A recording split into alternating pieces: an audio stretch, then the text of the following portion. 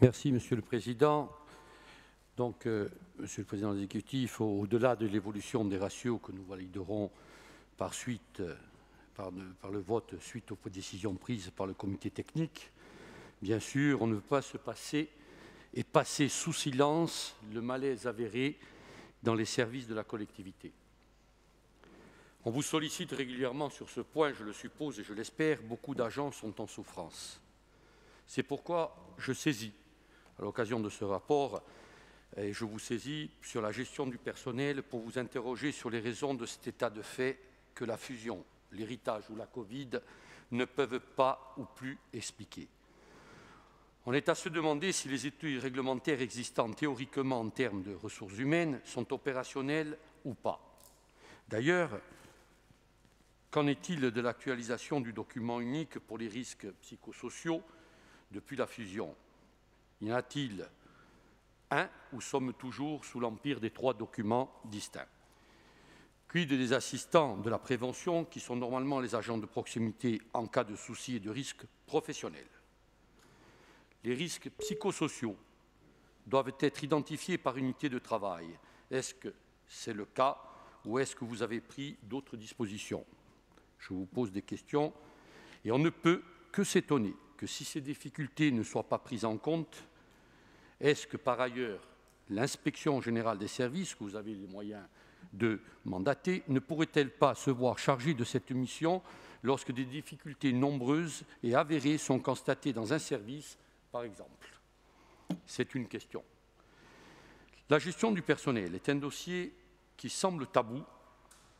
Il me semble que vous peinez à accepter les remarques et les interrogations, Monsieur le Président, à ce sujet, et pourtant, bien que ce soit vous qui présidiez cette institution, nous sommes tous attachés au bon fonctionnement interne, sachant que cette nouvelle collectivité ne pourra bien s'engager dans l'opérationnalité de ses missions que si elle est gérable, gérée et bien gérée en termes de RH. Or, il semble que ce n'est pas le cas. Je ne parle pas des cas isolés ou marginaux, je parle des difficultés réelles et nombreuses. Là encore, Monsieur le Président, vous avez fait vôtre, lors de votre accession aux responsabilités, d'une expression qui est à l'épreuve des faits, qui certaines fois s'avère hélas malheureuse, la fameuse maison de cristal, et dans ce domaine qui me semble quand même opaque. J'en profite donc pour vous réitérer ma demande, formulée en commission des finances sur le BS, de pouvoir disposer de la liste complète et à jour des effectifs, année 2020 y comprise. Pour rappel, c'est des agents